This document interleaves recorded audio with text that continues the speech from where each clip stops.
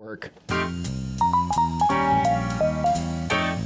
Good morning. You're listening to Central Wisconsin's 24-hour information station, AM 1320 WFHR. It's time now for the Morning Magazine, brought to you by Comfort Air Heating, Cooling, Plumbing. Now, with the Morning Magazine, here's Carl Hilke. Thank you, Jerry, and good morning, everyone, and welcome to today's show on AM 1320 and streaming live at WFHR.com. We also welcome our buddy Jesse from Wisconsin Rapids Community Media.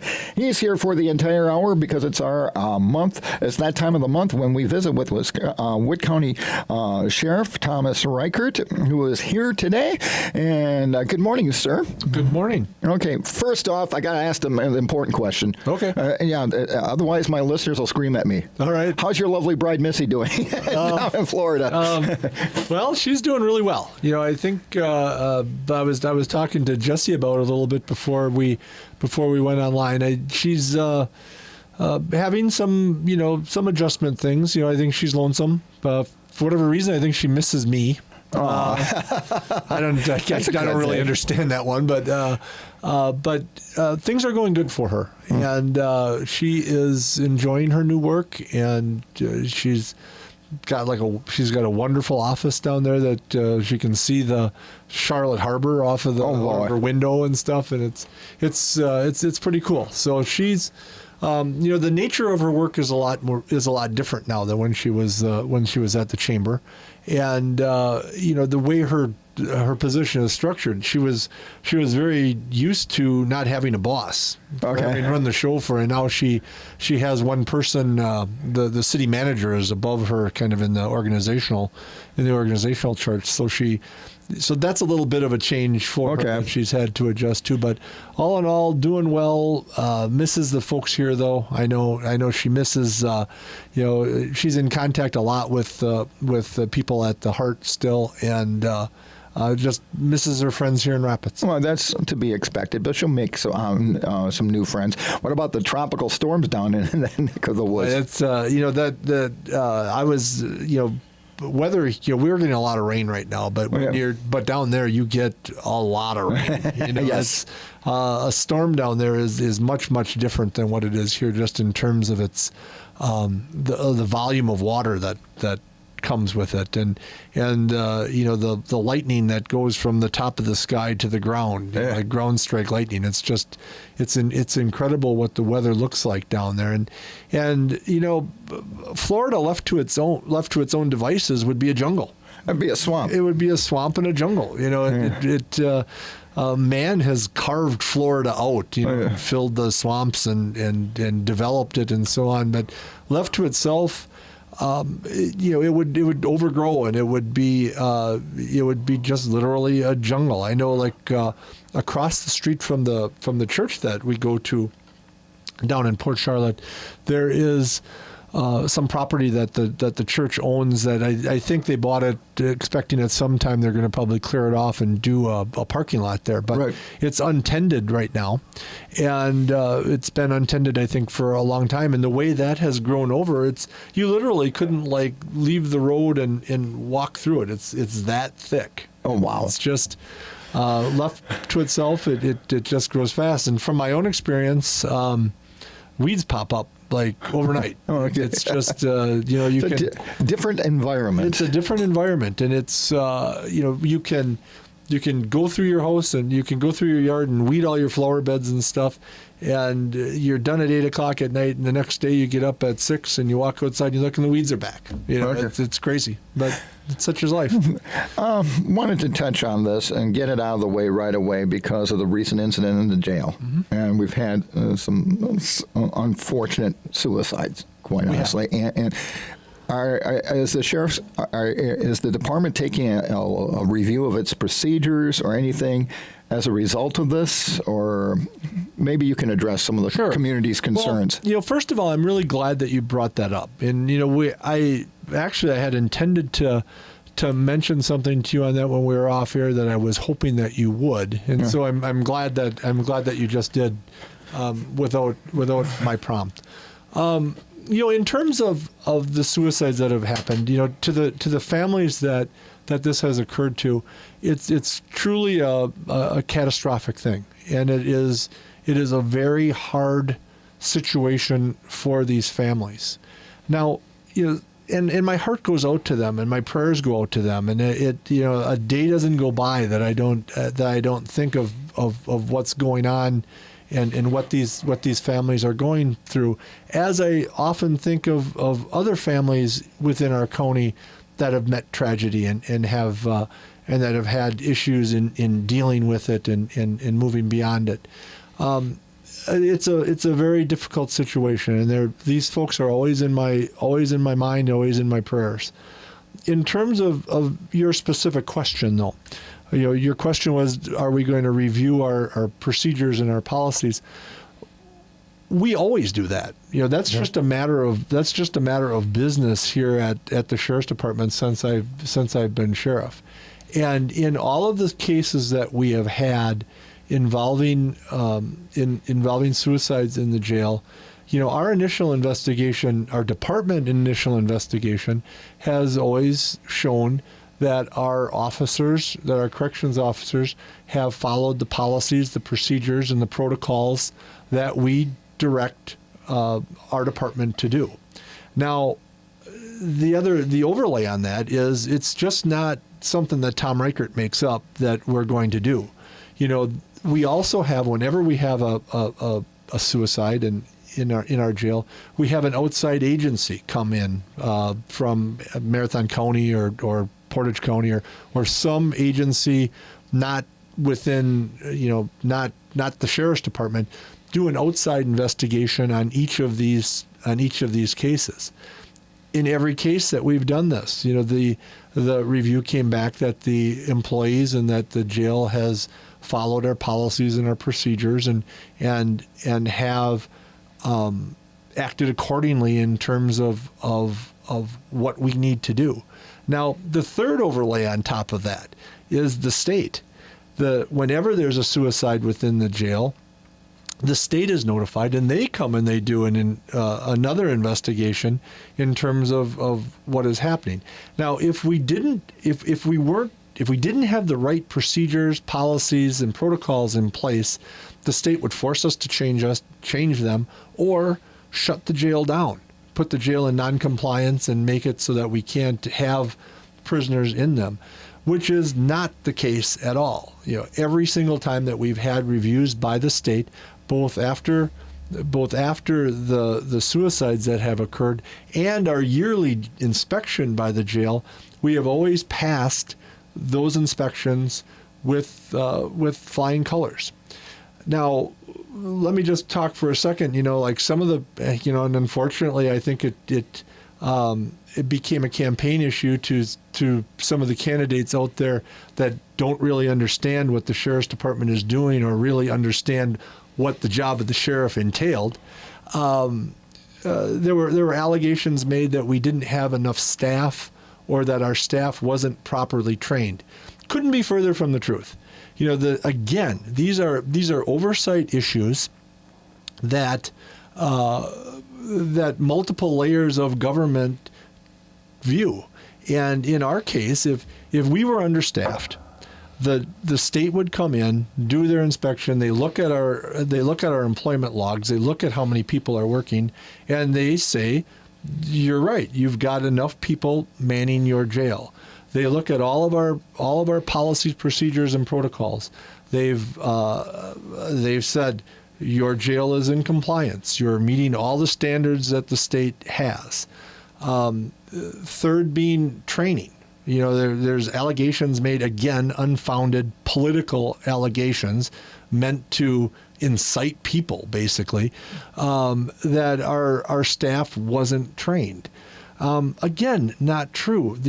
That is monitored by the state in terms of the training and standards bureau of the state, and all of our corrections officers receive the amount of training, and in most cases, in excess of the amount of training that they are supposed to receive. Now, unfortunately, when some of these, we also have the situation where there are air quotes, former employees coming out and saying that these certain things are occurring in the jail, that the jail is understaffed, or that it's or that there isn't enough training going on.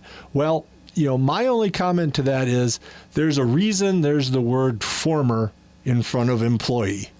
By and large, these are people that left the sheriff's department under circumstances that were either out of their control or certainly in circumstances that were not pleasant.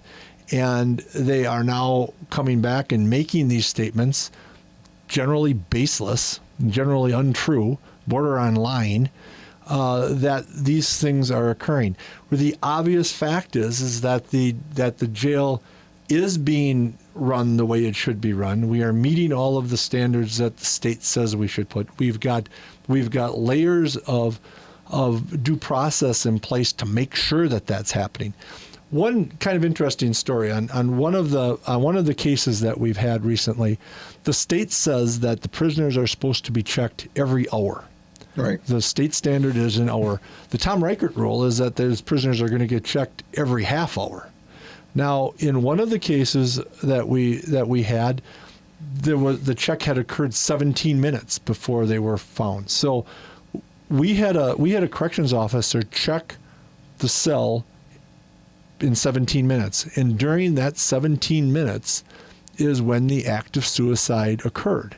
Now, that speaks again to the idea that when a person has a mental illness and is in that abyss where they're contemplating suicide, they are going to do what they need to do to commit suicide, even though our due diligence says, we try to stop this and we do a check in 17 minutes versus an hour that the state says we have to, and the act is still completed. The unfortunate truth is that if a person really makes their mind up that they want to commit suicide, it's really very difficult to stop them, either in a jail setting or in a setting in society. People are going to find a way to do that if that's what they truly want to do. Now, another point regarding this is, we're concerned about these things happening, and we've in the past have taken steps to make sure that our jail is actually beyond compliance in what state standards are. We have a special mental health program in our jail that I don't believe that any other surrounding county or very few counties in the state actually have, that specifically target the mental health of the inmates and including suicide. Now, the problem with that is we've always had like a protocol to make sure, to vet people if they're committing suicide. But if a person really wants to commit suicide, they're not going to say to a jailer or to the social worker that we have working in the jail that they want to commit suicide. And that's never been the case with any of the suicides that we've had. There's never been any alerting to us that there is, I'm thinking of committing suicide, or I'm really down in the dumps, or this is going on and I'm thinking of doing something, some harm to myself. Those things have not taken place. So we have everything there to help the people that need help. That's always been a priority of mine, not just in the jail and not just in instances where people are contemplating suicide, but in general. I always want the resources there that can address the situation. It's there. If we receive any sort of information that a person has an ideation that they want to commit suicide, we are right on top of it. Now, there was a lot of things that just were not true. There were stories going around that we've had 5 suicides in the jail within the last year. Total lie. Total untruth. Again, manufactured, I think, by a former sheriff candidate that was looking to drum up some hubbub about the jail. We've had 5 suicides in the last 4 years. While statistically that is high, it is what I believe is probably a statistical blip. We have the things in place that we need to have in place to have our jail, to provide in our jail. Unfortunately, the inconvenient truth of the matter, again, you always go back to the idea, if someone is in the abyss of mental health where they're contemplating committing suicide, they probably aren't going to alert us or let us know that that's going to take place.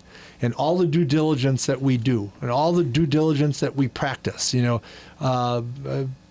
jail checks that far exceed state requirements, and having programs within the jail that specifically address mental health, including suicide. All the things that we do, if someone decides they're going to commit suicide, it's still really hard to stop them. And we are doing our best. We have everything in place that we need to have in place, and we're going to continue to work hard on it, and we're going to continue to vet our process. And if there's something that we can do better, if there's something that we can do, I don't know. Short of assigning one jailer to each prisoner to sit and watch them, which is totally impractical. We can't afford to do something like that. I think we're doing the things that we need to do to that represent the due diligence that needs to happen in the jail. Okay. So basically, you're doing everything and beyond, in your view, that's required by the state. And like you said, if someone wants to take their own life, it's pretty hard. They're going to find a way to do it. Not only beyond my view, beyond the state's view. Yeah. We're doing things. In a perfect society, could we have more jail staff? Absolutely. We could have more deputies. Also, it would be wonderful if there weren't. It would be wonderful if there weren't budget constraints that prevent us from having large number of employees, but that's just not the reality of government in 2018. We need to have programs, and we need to have programs within the sheriff's department that address the concerns and the relevancy of the taxpayer also. And we have done that. We have had like I mentioned, we've had the state vet what we're doing. We've had outside agencies vet what we're doing. We have all of these outside investigations from the sheriff's department's own investigation have shown that we've always followed policy procedures, have always been within the standards that have been set by the state, and have far exceeded them. In terms of staff, might one possible remedy be maybe a reassignment of some staff within the jail? A reassignment, like in terms of more people watching the inmates, again, we go back to budgetary concerns regarding the number of staff we have, and it is very. I don't know that we're going to do a whole lot better than a check in the jail every 30 minutes. Right. That's a fairly high bar in terms of jails in Wisconsin. We check our jail more, because I think that's the right thing to do. We check our jail. We have our jailers checking much more often than what the standard is and what other jails are doing. In terms of reassignment, our staff is assigned in the areas that they need to be, and in what we need to do to make the jail run, in terms of administrative and line and people that are on the floor. So I don't know that a reassignment is necessarily something that would be an option. It would really be an old quote. It would be kind of robbing Peter to pay Paul, maybe. Okay. If we took something away from someplace else, we'd be at a deficiency there. As we stand, we're not at a deficiency. We have the number of staff that the state deems is appropriate for our facility, and we're working towards that. Moving on to another issue that's been getting a lot of media attention, not just here, but around the state and nation. It seems like scam calls are just going crazy. And I'm sure you've been getting calls at Got hit personally. Yeah, Yeah, I've been hit personally. Scam calls and scam emails. Yeah, and people are going, and they're frustrated. I mean, I understand that. But is there anything beyond warning the public, which is what you have done, the state has done, the various consumer bureaus have done, beyond educating the public, is there anything that really can be done? Because a lot of these calls are coming from offshore. They're offshore. The biggest thing that I can suggest is to exercise common sense. We had a situation where some of our administrative staff received some of those type of calls just over this past weekend. And again, while the calls sometimes sound lucrative at face value, if it sounds lucrative, it certainly probably is a phony call. The most recent, I had an email where that basically was an extortion attempt by someone telling me that I needed to send in money, or that secretively my phone is actually a camera and my phone has been like watching me, and they were going to release this, and it was just ridiculous. But there's just enough little threads in there, and there's enough ideas that are seated in our mind because of other things that happen in our society that you think maybe that's true. And they target the elderly, especially with that stuff, because they're not up to snuff on technology, and they sound like an authority figure, and they intimidate seniors, and that's where I get upset with that. Well, if that's a litmus test, you and I and Jesse are probably in for some calls. Yeah, I know. Yeah. You're exactly right, and it is targeting. They're using demographic information to target certain people. They're targeting certain people, certain income brackets too, in terms of economics, in terms of where you live. There's a lot that would go into the statistical analysis of what these folks do. And then sometimes it's just as simple as they got a mailing list or a telephone list from some company, some credit card company, or some other type of, or some window selling company that just happened to sell them their list, and they may be using that. But the real sophisticated ones are doing it even far more, like in terms of demographic information. And what advice do you have for our listeners? If they get such a call, just hang up? Just hang up.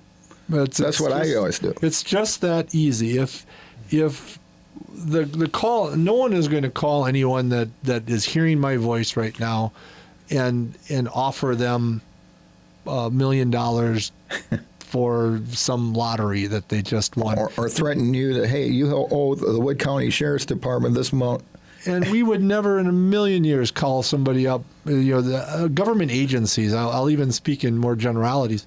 The government agencies wouldn't call up and identify themselves as a sheriff's department and say, you owe us money, or we have your grandson locked up in jail. Send us, we want your credit card number. Yeah. And it's going to be, we're not gonna do that, and law enforcement agencies aren't going to do that, and governmental agencies aren't. Those are scammers, and you just have to literally. Sometimes it might be tough because you might think your grandson is in jail, but you're going to just have to hang that phone up and maybe do some. Again, I spoke of due diligence earlier. Maybe do some due diligence to find out where your grandson is. If he's out of town or where he might be at any current time, or whatever the circumstances might be that the call would have addressed. We have to take our first break this hour. You're listening to The Morning Magazine on AM 1320 and streaming live at WFHR.com. Our monthly visit with Wood County Sheriff Thomas Reichert. We also welcome Jesse from Wisconsin Rapids Community Media, who is recording us in high definition for viewing on their fine website or on your local public access channel. Back with more on The Morning Magazine right after this. Good morning and welcome back to The Morning Magazine. presented by Comfort Air Heating, Cooling, Plumbing. It's time for part 2.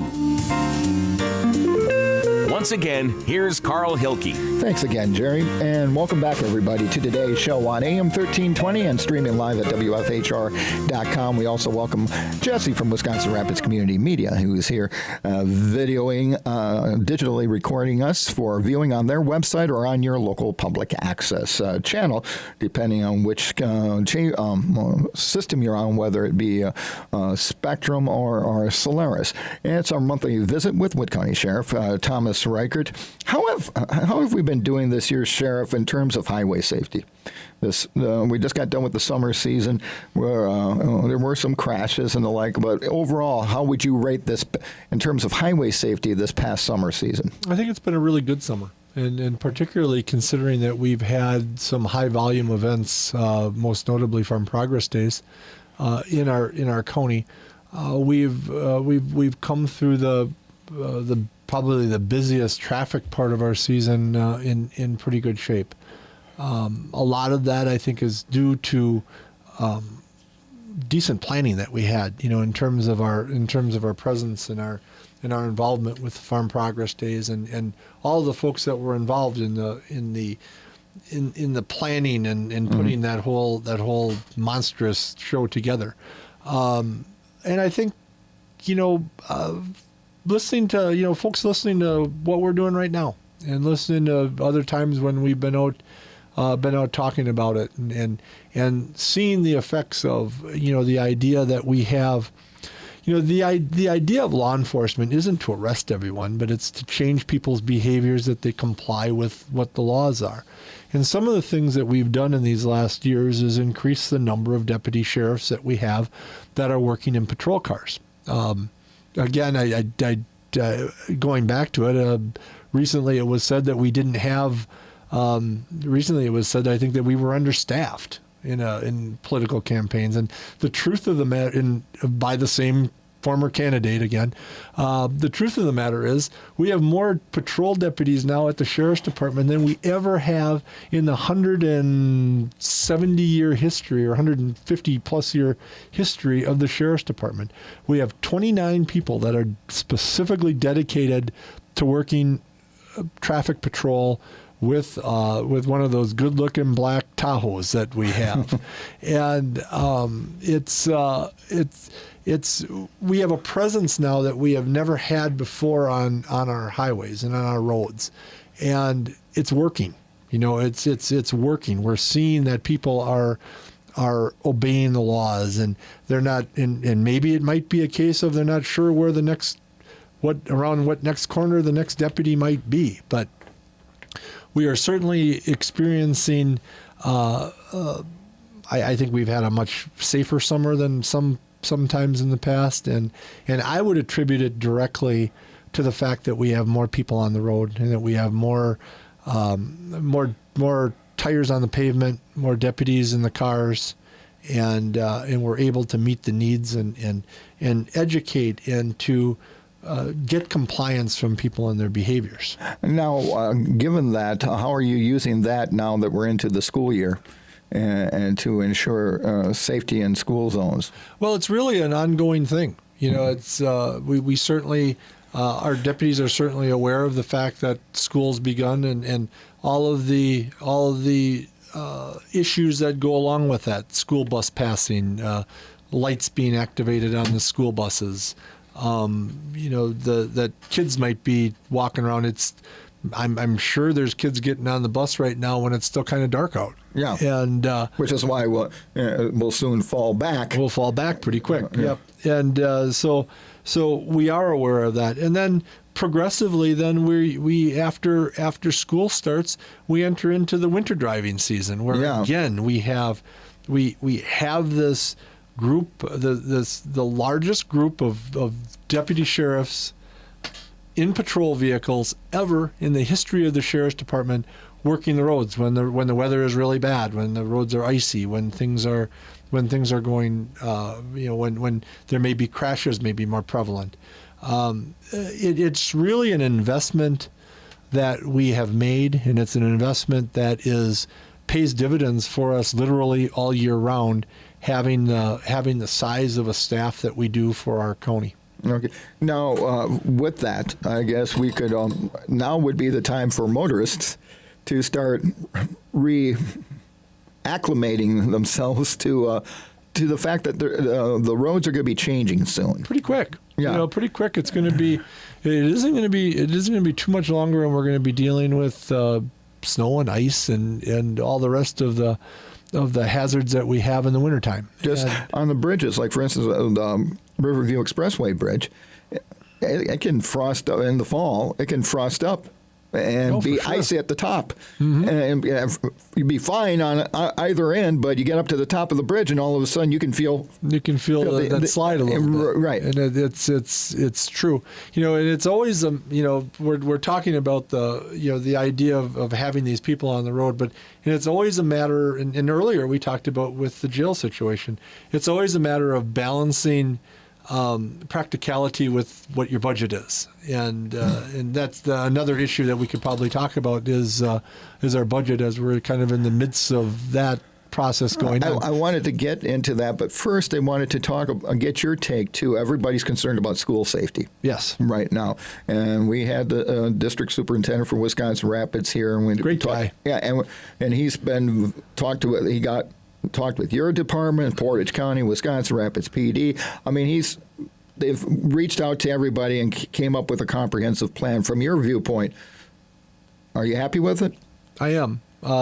School safety is something that we've taken seriously forever at the Sheriff's Department. We've long before it was in vogue to have deputies walking through schools just doing random security checks. We were doing it, and that started in 2005.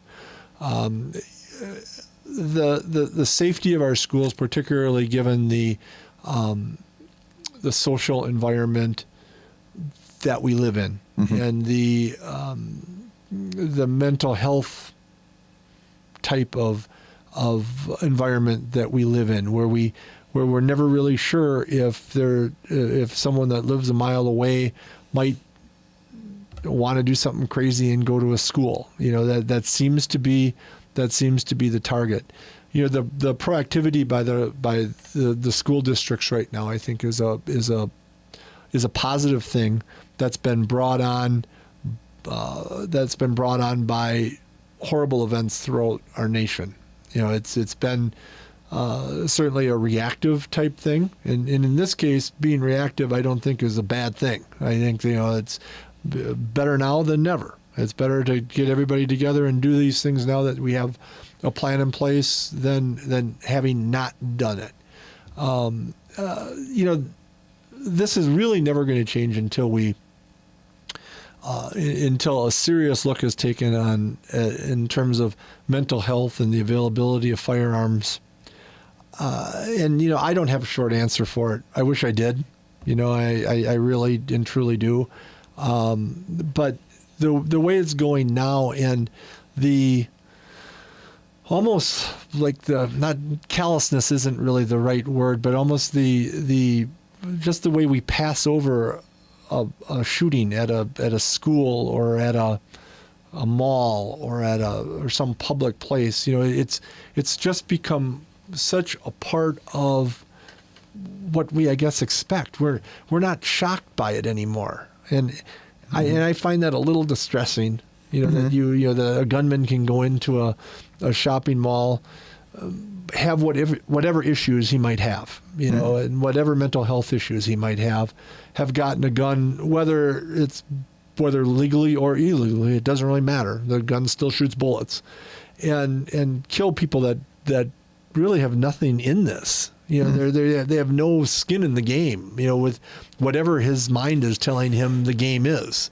How we just sort of look beyond that now and not consider it to be like one of the really super pressing issues of our society now, and instead we worry about who's endorsing Nike or who Nike is endorsing. It's beyond me. I just don't get where the priorities are. Okay. You wanted to talk about the budget, and speaking of budget, I have some bills to pay, so we'll pay. How's that for a segue? We'll pay the bills, and then we'll come back and talk about the budget for the Wood County Sheriff's Department. You're listening to the Morning Magazine. 1820. Welcome back to the final segment of the Morning Magazine, our visit with Wood County Sheriff Thomas Reichert today. Okay, let's talk about budgets because it is that time of the year. Yeah, it is. And I'm sure this is one of the jobs that you won't miss upon your retirement. Well, probably not. But, I've never really minded being involved in the budget process. I've always had like a wonderful guy doing the budgets for us. First, Dave Jostin was my first undersheriff, who really kind of put the sheriff's department back on solid financial footings. And after he retired, Randy Dorhorst, who's been a guest on the show here many, many times, picked up the ball and ran with it just as well as you could possibly have imagined. So, I've always had like great guys like doing number stuff for me and working with me on that. Listening to me, listening to what my priorities were for the department and translating that into something that was economically feasible. And we've done a pretty good job of that. I got a call this morning from Bill Winch, who's the head of our oversight committee now for the public safety committee at the sheriff's department, and we're going to experience a little bit of a budget increase this year. Due to some things that I'll discuss a little bit later on. But he had said, he goes,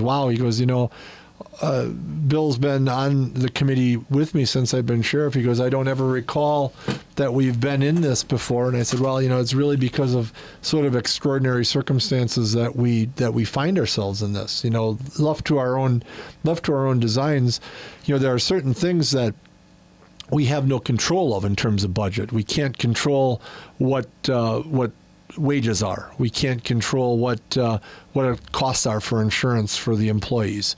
We can't control, there are certain things we can't control, like if we had like a homicide, for instance, and we had a very high amount of salary that we would have to expend to investigate the homicide.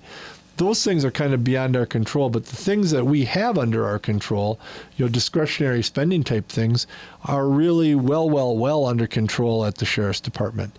Now, where the area that we've seen blip, and it's been a blip that's happened several times during my 13 years as sheriff, is the number of people that we have incarcerated in our jails. Now, we've always worked very hard on that. We've housed people outside of our county for a number of years. And additional things that we have done to alleviate the number of bed spaces that we need for our prisoners was to develop a very comprehensive electronic monitoring program. What's kind of neat about our monitoring program is last year we probably had on average, about 20 people on it a day. Now we're like at about 45 a day. And we're really at the point with that electronic monitoring program where I can't put more people out on electronic monitoring because we'd be getting into the classes of people that folks don't want out on electronic monitoring. Right. Like sexual assault folks and those type of things. And totally, I totally get it. I don't want those folks out either. That's the last thing that we need in our community are those people not paying their debt to society. So what we did instead for this year is we've reached out to Sheriff Sam Wallen down in Adams County, great guy, really good sheriff, and reached a deal with him, a tentative deal, where we would be able to house another 25 prisoners down at his facility. They don't have the overcrowding problem that we do at Wood County, and we've reached a tentative agreement with Sheriff Wallen to house these prisoners at his facility. We're in the budget process, kind of going back to our budget. We're in the budget process right now to get that approved on a 5-year deal, which would guarantee that we would have those bed spaces and probably alleviate any any jail stresses that we would have in terms of numbers for anywhere from 3 to 5 years. Now, would this be in addition to the agreement you currently have with Waupaca County? It is. Okay. Now, we currently have an agreement with Waupaca for 80 people, and this would be an additional 25. So we would every single day have 105 people housed outside of Wood County. Now, the only real alternative to housing outside of the county would be to build a new jail. And again, I think what this does is, we scratched the surface of that building a new jail thing back in 2014, and people weren't ready for it in 2014. There wasn't the folks on the county board and the folks on the oversight, the public safety committee, weren't at that time ready to commit to that type of project, which could cost anywhere up to like $65 million. A far more budget-friendly solution to jail overcrowding is exactly what we're doing. A development of the electronic monitoring program and housing people outside of the county. Now, if for these additional beds, we're looking at about $320,000 a year in addition to what we spent last year. So that really is what makes our budget is going to seem like it's a little bit higher. But the great amount of that is that $320,000 that we need to put into the budget to house the prisoners. Again, we are in compliance with the state in terms of the number of prisoners that we have, but we need to have more forward thought in terms of where this is going to go. I highly doubt that the number of prisoners is going to appreciably decrease from where we are now, absent something weird happening in society, where crime or people committing crimes drops through the floor. I don't know that we're going to get. I don't know that we're going to get out of housing these prisoners. Now, not to say we don't have an escape clause with these contracts. Should crime fall through the floor, we can end them with a process that we've written into the contracts. But really, the most economical way to deal with our jail situation, our number of prisoners that we have to house is to house outside the county. And I'm happy and I'm actually proud of my oversight committee that they're willing to take this up, and the county board too. That they're willing to have the foresight to make these sort of choices, and then hopefully look at longer term solutions in the future. Okay, and that will ultimately, the long-term solution will have to be a discussion on a new jail. It would either be a discussion on a new jail or a further commitment to housing outside of the county. You could, you theoretically you could continue to house prisoners outside the county into the future. A lot of that though is dependent on the contract for Waupaca County will expire at the end of 2023, and the contract for Adams County, if that is passed, would expire at a similar time. I think that you could enter into negotiations with them early and try to secure successor agreements with them.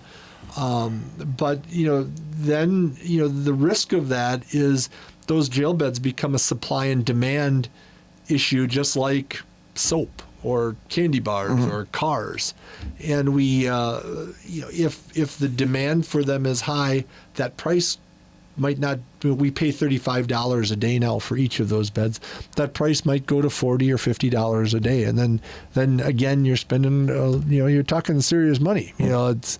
The old story about $1 million here, $1 million there. Yeah. We never really got to that point. But if the housing need that we have could potentially be very expensive that way. Okay. Beyond that, what are some of the other issues within the budget that you're dealing with? Our budget beyond that has been fairly fairly transitional. It isn't. We I'm don't thinking really like have replacement of equipment and stuff. Yeah, like, we always every year we replace a certain number of cars. We in terms of equipment, we're extraordinarily well equipped now in terms of our department. There's always technology issues that we work with the IT department, and then they there's always transitions of different computers. So we transition a few computers out every year so that we don't get hit with like 20 or 30 in one year. So all of those sort of safeguards are in place and have been in place for the last several years and are working extraordinarily well.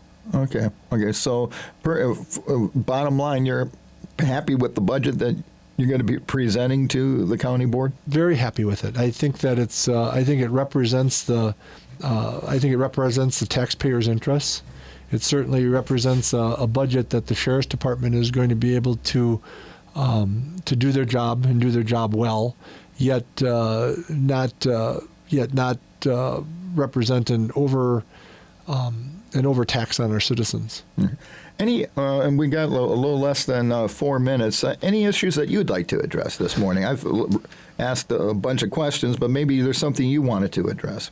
You've asked really good questions, and I really look forward. I was sort of hoping that we would have some calls to discuss other issues that maybe people would have with the sheriff's department. I know the people, the scam calls. That's the one I get call. And I guess we can only repeat. If it sounds too good to be true, it is. Law enforcement agencies don't call you to say, we got your grandson or some loved one in jail and you got to send us money. These kind of things. That's, and sometimes though, Carl, I think maybe the folks that are listening to us, we're kind of preaching to the choir. Sure. I think that I think that a lot of the folks that listen to your show and the demographic that you have probably know the stuff that we're talking about already. Mm-hmm. And the problem is getting it to the folks that don't know it. And that I would enlist our other listeners that, when you're chatting over the fence in your backyard to maybe your neighbor that isn't as well informed as you, bring some of the things up. And I have no issue if someone out there or someone finds out about someone that needs some counseling regarding how to prevent scammers or how to react with them, that they call the sheriff's department and speak to me or one of our investigators or one of our staff. And we certainly will talk with people one-on-one about what they need to do and what they need to look out for if they haven't been listening to the show or they don't know what's going on. We put out material. As to how to avoid those type of situations, and sometimes our saturation point, certainly we haven't hit everybody. We've tried our best, but we haven't hit everyone, and we certainly can get that to the folks that still need to know about it. Okay. Well, it's been an interesting morning, and I guess now that we are in the school time, it bears repeating because slow down in school zones.